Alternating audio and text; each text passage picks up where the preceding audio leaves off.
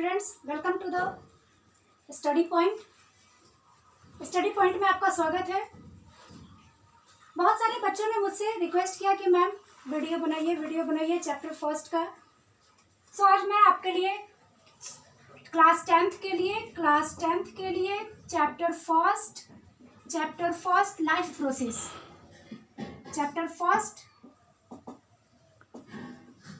Process का circulatory system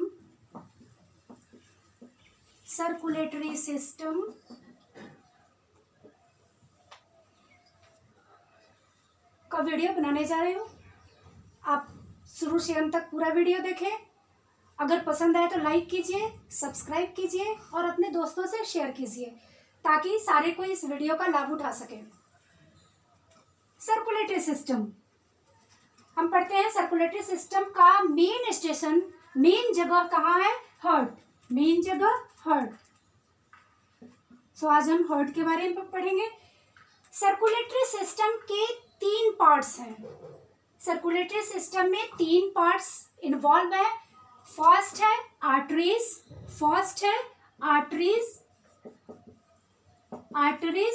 second veins और third capillaries.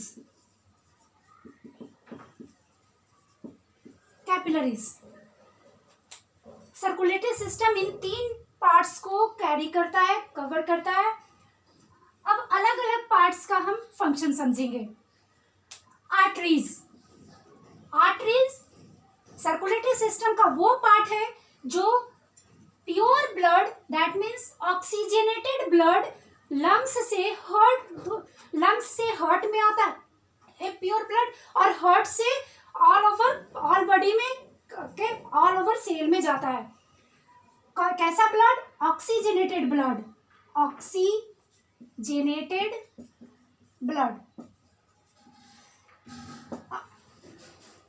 Arteries carry oxygenated blood, veins carry deoxygenated blood.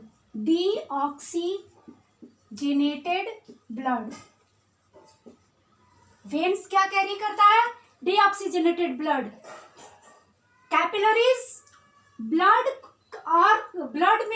का oxygen, carbon dioxide, waste materials, food items सभी को exchange करता है। Capillaries क्या करता है? Exchange food items, food materials, oxygen, carbon dioxide and other waste. इनको एक्सचेंज कौन करता है? कैपिलरीज। ये 3 तरह के हमारे बॉडी में पाइप्स हैं जो कि ब्लड वेसल्स कहलाते हैं। वेसल्स माने क्या? बर्तन कैरी करने वाला, वेसल्स कहलाते हैं, ब्लड वेसल्स। अब हम फिर से चलते हैं। हार्ट का फंक्शन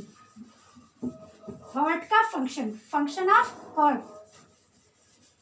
इसके लिए हम पहले हार्ट का डायग्राम बनाएंगे और डायग्राम के द्वारा हम अच्छी तरह से समझेंगे कि हार्ट कैसे अपने वर्क को करता है।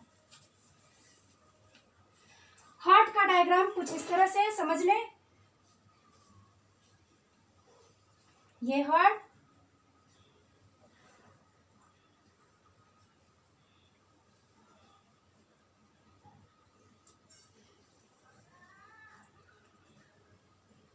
ये कुछ इस तरह से ये है।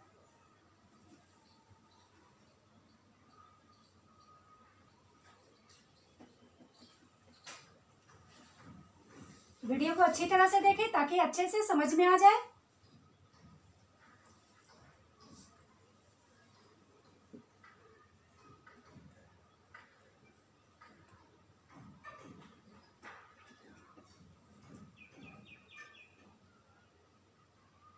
ये देखिए बच्चों, हार्ट का ये वाल्व,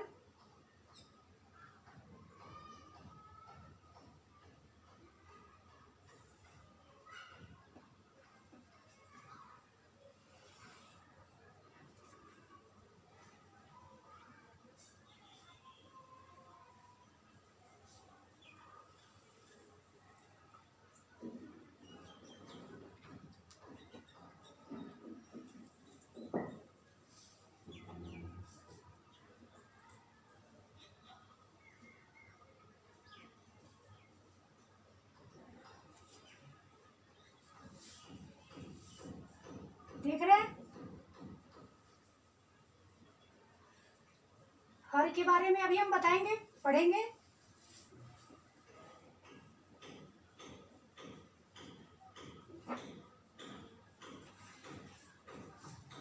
ये हमारे हार्ट का ये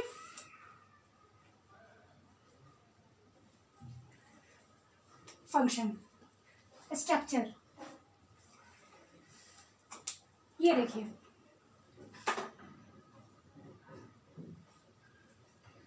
ये है, यहाँ पे है सुपीरियर वेना कवा, वेना कवा, जिसका हम फंक्शन बताएंगे अभी थोड़ी देर बाद। ये है इंफीरियर वेना कवा, इंफीरियर वेना कवा, समझ रहे हैं। यहाँ है पल्मोनरी आर्टरीज, पूरा नाम लिख देते हैं,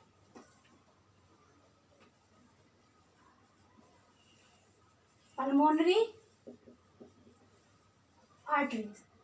ये है पल्मोनरी वेन, पल्मोनरी वेन, समझ में आया। ये है सेप्टम, ये क्या है, सेप्टम।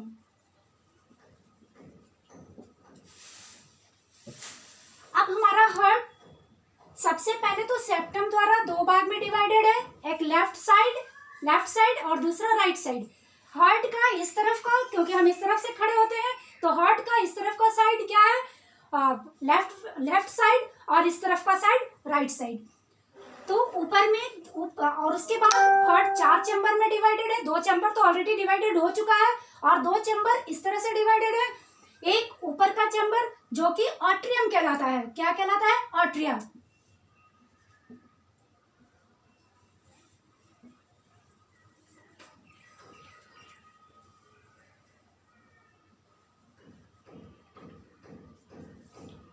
ऑट्रियम, तो 2 ऑट्रियम और 2 नीचे को क्या कहेंगे, वेंट्रिकल, क्या कहेंगे, वेंट्रिकल, वेंट्रिकल, यानी कि 4 चैम्बर में बटा हुआ है। Right auricle, left auricle, right ventricles, left ventricles, इधर है राइट वेंट्रिकल, राइट ऑट्रियम, इधर है लेफ्ट वेंट्रिकल्स और लेफ्ट ऑट्रियम, समझ में आया, लेफ्ट ऑट्रियम। ये 4 चैम्बर में हमारे हार्ट डिवाइडेड है, या जो भी जैसे लायन है, टाइगर है, सब के हार्ट इस तरह से 4 चैम्बर में डिवाइडेड है, ठीक है। अब इनके फंक्शंस देखते हैं। सबसे पहले वेना कवा, वेना कवा मीन्स वेन्स का जो मोटा नाला होता है, वेन्स की तरह, वेन्स कहाँ, वेन्स हमारे बॉडी के ऑल ओवर पार्ट में वेन और आर्टरीज सिचुएटेड है, और उन दोनों के बीच में कैपिलरीज है। तो इसके बाद ये वेन्स जो हमारे बॉडी के सारे वेन्स क्या करते हैं, carry deoxygenated blood. Deoxygenated blood means without oxygen, blood जो ब्लड विदाउट ऑक्सीजन होता है, यानी कि उसमें कार्बन डाइऑक्साइड का परसेंटेज ज्यादा होता है, वो कैरी किया जाता है कहाँ से, पूरे बॉडी के पूरे सेल से, जो कि सेलुलर रेस्पिरेशन के बाद बनता है, और पूरे बॉडी से कवर करके वेन्स के द्वारा कहाँ पहुंचाया जाता है, वेना कवा में। वेना कवा एक मोटा चैम्बर है जिसमें कि बहुत सारे वेन्स आकर के खुलते हैं, उसमें उस नाले में खुलते हैं, और impure blood, that means deoxygenated blood, without oxygen blood उसमें डालते हैं। वेना कवा ये है सुपीरियर वेना कवा, यानी ब्रेन, हार्ट के ऊपर पार्ट से, ब्रेन के पार्ट से जो इम्प्योर ब्लड आता है, डीऑक्सीजनेटेड ब्लड आता है, वो सुपीरियर वेना कवा द्वारा राइट ऑट्रियम में पहले पहुंचता है। उसके बाद नीचे से, बॉडी हार्ट के नीचे के पार्ट से जो भी इम्प्योर ब्लड आते हैं, डीऑक्सीजनेटेड ब्लड आते हैं, वो इंफीरियर वेना कवा से इंफीरियर वेना कवा में पहुंचते हैं वेन्स के द्वारा। अब ये फर्स्ट चैम्बर में यहाँ पे पहुंचते हैं ऑट्रियम में। ऑट्रियम में वॉल्व होता है जो कि क्या, कौन सा वॉल्व कहलाता है, कॉस्पिड वॉल्व, ठीक है। ये कहलाता है ट्राइकॉस्पिड वॉल्व, ट्राइकॉस्पिड वॉल्व क्या कहलाता है, ट्राइकॉस्पिड वॉल्व। और इस चैम्बर में इस तरफ के बाद में बताएंगे। अभी पहले पे देखते हैं कि ट्राइकॉस्पिड वॉल्व का क्या काम है। तो जैसे ही इम्प्योर ब्लड, डीऑक्सीजनेटेड ब्लड जो राइट ऑट्रियम में पहुंचा, फोर्थ चैम्बर में पहुंचा, तो इस वॉल्व द्वारा, ये कुछ इस तरह से वॉल्व है, ये वॉल्व जब उस ऊपर से ब्लड का प्रेशर पड़ेगा, जब इस पर ब्लड का प्रेशर पड़ेगा तो ये वॉल्व क्या हो जाएगा, खुल जाएगा। ये वॉल्व खुल जाएगा और राइट वेंट्रिकल्स में ब्लड हाई स्पीड के साथ पहुंचेंगे, हाई स्पीड के साथ फोर्सली। अब यहाँ से एक और इस तरह का चैम्बर जो ऊपर की तरफ मुंह खुलता है, इस तरफ है। पहले ब्लड किस तरफ गिरा, ऐसा गिरा। ऐसे गिरने से ऊपर से जब ब्लड आया तो ब्लड का जो वॉल्व है वो खुल गया। फिर वॉल्व अपने से, क्योंकि मस्कुलर लेयर का बना है इसलिए वो खुद से बंद हो गया। अब दूसरी तरफ यहाँ पे भी एक वॉल्व लगा हुआ है, जो वॉल्व उस ऊपर की तरफ है। अब जो राइट वेंट्रिकल्स में जो ब्लड था, वो ब्लड पूरी तरह से, जब राइट वेंट्रिकल्स भर गया ब्लड से, तो वो ऊपर की तरफ फोर्स किया और ये वॉल्व इस तरह से खुल गया। ठीक है, ऊपर की तरफ वॉल्व बना हुआ है इसलिए वॉल्व ऊपर की तरफ खुला, नीचे की तरफ खुलने का कोई सवाल ही नहीं है। तो इस तरह से ये ये वॉल्व जब खुला तो इस वॉल्व का ब्लड जो है वो वॉल्व द्वारा होता हुआ ब्लड पहुंच गया यहाँ पे इस पाइप में। इस पाइप को कहते हैं पल्मोनरी आर्टरीज। ठीक है, हम पहले भी बता रहे हैं कि वेन क्या करता था, पहले भी बताया है कि वेन क्या करता था, वेन इम्प्योर ब्लड कैरी करता है। वेन्स जो है वो क्या करता है, deoxygenated blood, oxygenated blood carry करता है। और आर्टरीज क्या करता है, प्योर ब्लड,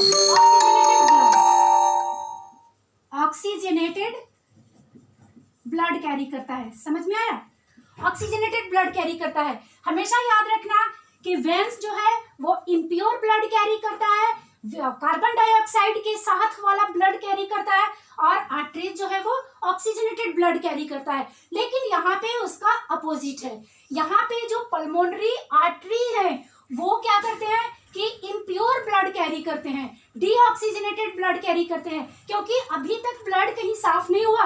अभी जो ब्लड जो ट्रांसफर हुआ था, जो फर्स्ट चैम्बर में राइट ऑट्रियम में जो इम्प्योर ब्लड पहुंचा वो राइट वेंट्रिकल में पहुंचा, राइट वेंट्रिकल से निकलकर इस पाइप में पहुंचा। इस पाइप का नाम है पल्मोनरी आर्टरीज। लेकिन क्योंकि अभी तक इसका आर्टरीज तो है लेकिन अभी तक ये कोई साफ नहीं हुआ, कोई ऑक्सीजनेटेड यहाँ पे नहीं हुआ ब्लड, अभी भी वो ब्लड इम्प्योर ही है। सो इम्प्योर ब्लड कैरी करता है पल्मोनरी आर्टरीज। एक तरह के भी अपवाद हैं, इसे याद रखना है, अपोजिट है यहाँ पे। अब ये पल्मोनरी आर्टरीज के द्वारा ब्लड कहाँ गया, पल्मोनरी आर्टरी के द्वारा ब्लड गया यहाँ पे। इसका कनेक्शन क्या चीज से है, इसका कनेक्शन लंग्स से है। ठीक है, क्या है बच्चों इसका कनेक्शन, अब इसे समझते हैं कि ये इम्प्योर ब्लड कहाँ गया, इस पाइप से होकर पल्मोनरी आर्टरी से होकर इम्प्योर ब्लड कहाँ गया, डीऑक्सीजनेटेड ब्लड कहाँ गया। तो ये यहाँ पे लंग्स है हमारा, कहाँ है ये, लंग्स। ये दोनों तरफ यहाँ पे हमारे, इसको मिटा देते हैं क्योंकि आप लोगों ने पहले देख लिया। ये दोनों तरफ से क्या है, लंग्स। ठीक है, ये लंग्स में हमारे खुलते हैं। लंग्स में ये बहुत सारे ब्रोंक्यूल्स है। ब्रोंक्यूल्स के नीचे एक एयर सैक जिसे एल्वियोलाई कहते हैं। ठीक है, एल्वियोलाई कहेंगे। और ये ट्रैकिया से जुड़ा हुआ माउथ के जो नेसल कैविटी से होता हुआ नॉस्ट्रिल में खुलता है। ठीक है, जब हम रेस्पिरेशन लेते करते हैं, रेस्पिरेशन में जब ऑक्सीजन को जब हम सांस लेते हैं यानी इनहेलेशन के दौरान क्या होता है कि ऑक्सीजन इंटर करता है, कहाँ से, एंट्रेंस पॉइंट क्या है, नॉस्ट्रिल। ठीक है, नॉस्ट्रिल से नेसल कैविटी में जाता है, नेसल कैविटी से ट्रैकिया से होता हुआ, ट्रैक्यूल्स से होता, क्योंकि ट्रैकिया दो चैम्बर में डिवाइडेड हो जाते हैं, एक दोनों लंग्स के द्वारा ये अटैच्ड हो जाते हैं ट्रैक्यूल्स। और उसके बाद बहुत सारे ब्रोंक्यूल्स होते हैं लंग्स में जो कि पाइप्स हैं, और पाइप्स के हर एंडिंग पॉइंट पे, ब्रोंक्यूल्स के हर एंडिंग पॉइंट पे एक बैग लाइक स्ट्रक्चर है जो कि एल्वियोलाई कहलाता है।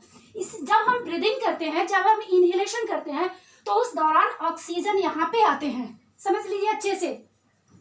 ऑक्सीजन यहाँ पे आते हैं। अब हमने हमने ब्लड को यहाँ पे कैरी करवाया था, क्या किए थे, यहाँ से ब्लड पहुंचा था, कैसा blood, impure blood with carbon dioxide blood. Carbon dioxide blood जब इसमें आया तो एल्वियोलाई में ये कार्बन डाइऑक्साइड इसमें आ गया, कैप्चर हो गया एल्वियोलाई के द्वारा, और वहां पे जो अभी हमने रेस्पिरेशन करके ऑक्सीजन जो रखा था वो ऑक्सीजन इस ब्लड में अटैच हो गया, इस ब्लड के साथ ट्रांसफर हो गया, यानी कि कार्बन डाइऑक्साइड इसी एल्वियोलाई में रुक गया और ऑक्सीजन जो अभी मिला था इनहेलेशन में, जो ऑक्सीजन आया था वो ऑक्सीजन इसके साथ मिल गया ब्लड के साथ, और फिर इस पाइप के द्वारा, ये पाइप इससे अटैच्ड है, ये पाइप कौन सा पाइप है, ये है पल्मोनरी वेन। अब हमारा ब्लड जो है वो प्योर हो गया, ब्लड जो है वो ऑक्सीजनेटेड हो गया, डीऑक्सीजनेशन खत्म हो गया, कार्बन डाइऑक्साइड इसमें रुक गया और इसका ऑक्सीजन इसमें कवर हो गया। तो ये पल्मोनरी वेन के द्वारा आया लेफ्ट आर्टरियम में, लेफ्ट आर्टरियम में पहुंचा, और लेफ्ट आर्टरियम से ब्लड, अब ये कैसा ब्लड है, प्योर ब्लड है, ऑक्सीजनेटेड ब्लड है। जो ब्लड इम्प्योर गया था, डीऑक्सीजनेटेड गया था, वो प्योर हो गया, ऑक्सीजनेटेड हो गया। अब वो इस लेफ्ट आर्टरियम में पहुंचा, लेफ्ट आर्टरियम के नीचे फिर यहाँ पर एक वॉल्व है, 3 वॉल्व है हमारे हार्ट चैम्बर में, 2 वॉल्व यहाँ है, एक वॉल्व ये था जो कि इम्प्योर ब्लड को कैरी करके आर्टरियम से वेंट्रिकल्स में लाया, दूसरा ब्लड उसी इम्प्योर ब्लड को, उसी डीऑक्सीजनेटेड ब्लड को आर्टरियम से वेंट्रिकल से पहुंचाया पल्मोनरी आर्टरी में, और पल्मोनरी आर्टरी से कहा गया लंग्स में प्योर होने के लिए, वहां से प्योर होकर आया तो फर्स्ट चैम्बर या इस चैम्बर में पहुंचा, यानी कि लेफ्ट आर्टरियम में पहुंचा। लेफ्ट आर्टरियम में भी यहाँ पर एक वाल्व लगा हुआ है जो लेफ्ट आर्टरियम और राइट आर्टरियम को लेफ्ट आर्टरियम और लेफ्ट वेंट्रिकल्स को अलग करता है। ये इस ब्लड को कहते हैं, इस वाल्व को कहते हैं, क्या कहते हैं, डाइकॉस्पिड वाल्व। क्या कहते हैं, डाइकॉस्पिड वाल्व, ठीक है, वाल्व, डाइकॉस्पिड वाल्व कहते हैं। फिर से ये वाल्व खुल जाता है क्योंकि इसका प्रेशर, इसमें भी वाल्व कैसे है, वाल्व इस तरह से है, तो ऊपर से जो ब्लड आया प्योर ब्लड, ऑक्सीजनेटेड ब्लड, वो फिर से प्रेशर देकर के ये खुल गया, और खुलने के बाद लेफ्ट वेंट्रिकल्स में ब्लड, फोर्सली ब्लड पहुंचा, ठीक है, यहाँ से प्योर ब्लड। अब यहाँ से पीछे की तरफ इसका कनेक्शन कहाँ है, एरोटा से, ये है एरोटा, ये है एरोटा, ठीक है। एरोटा एक जो प्योर ब्लड कैरी करने का सबसे मेन पाइप है जो कि हार्ट से अटैच्ड है, तो ये एरोटा में आया। अब एरोटा से बहुत सारे आर्टरीज का कनेक्शन है, पूरे बॉडी के सेल के आर्टरीज का कनेक्शन एरोटा से है।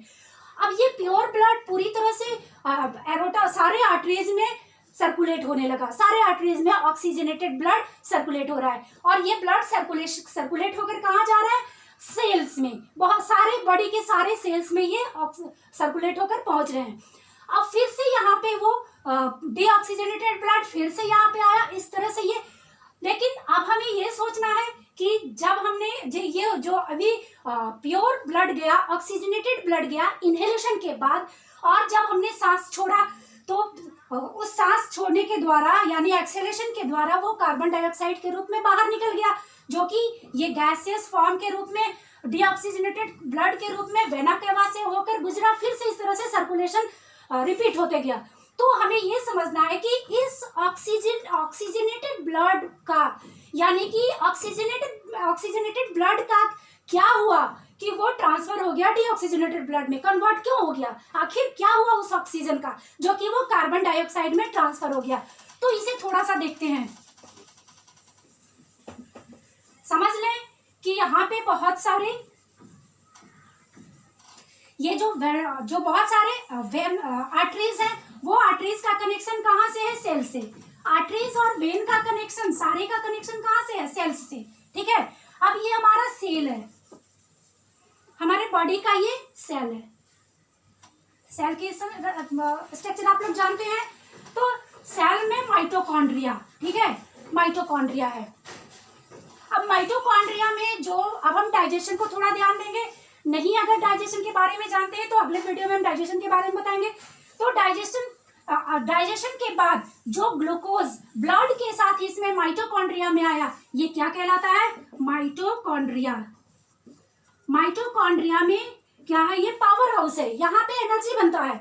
तो हमें ये जानना है कि ऑक्सीजन का क्या हुआ, जो कि वो कन्वर्ट हो गया कार्बन डाइऑक्साइड में।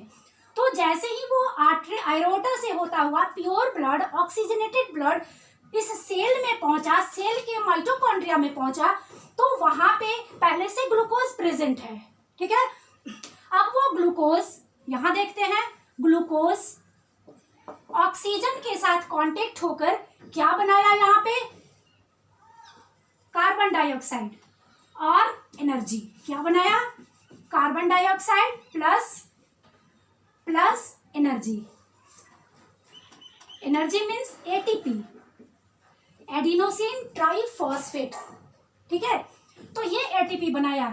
1 molecules glucose combined with 6 molecules of oxygen, after then they form 38 molecules of energy and 6 molecules of carbon dioxide।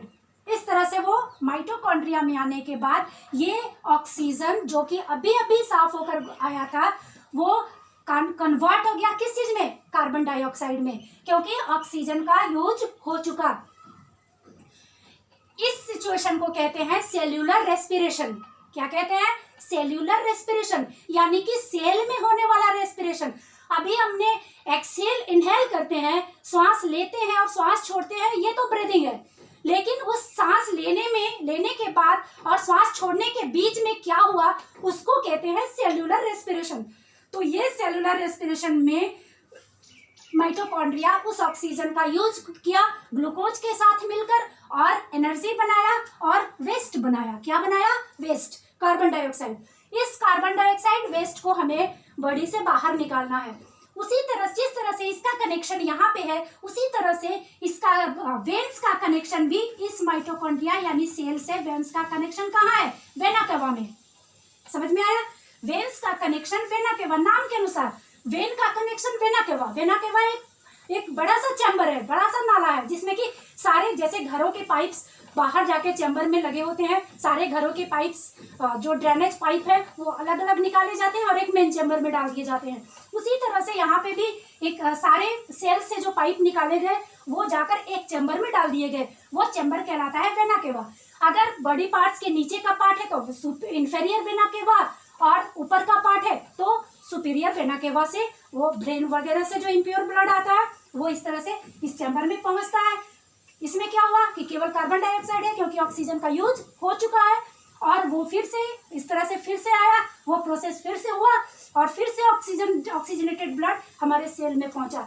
इस तरह से एक बार में दो सर्कुलेशन होते हैं। हार्ट को एक बार पंपिंग करने में, एक बार ब्रीदिंग पूरा करने में 2 सर्कुलेशन का सामना करना पड़ता है। हार्ट में ब्लड 2 बार आता है, एक बार तो वेन्स के द्वारा आता है इम्प्योर ब्लड, और दूसरा जब कॉन्ट्रैक्शन होता है तो किसके द्वारा?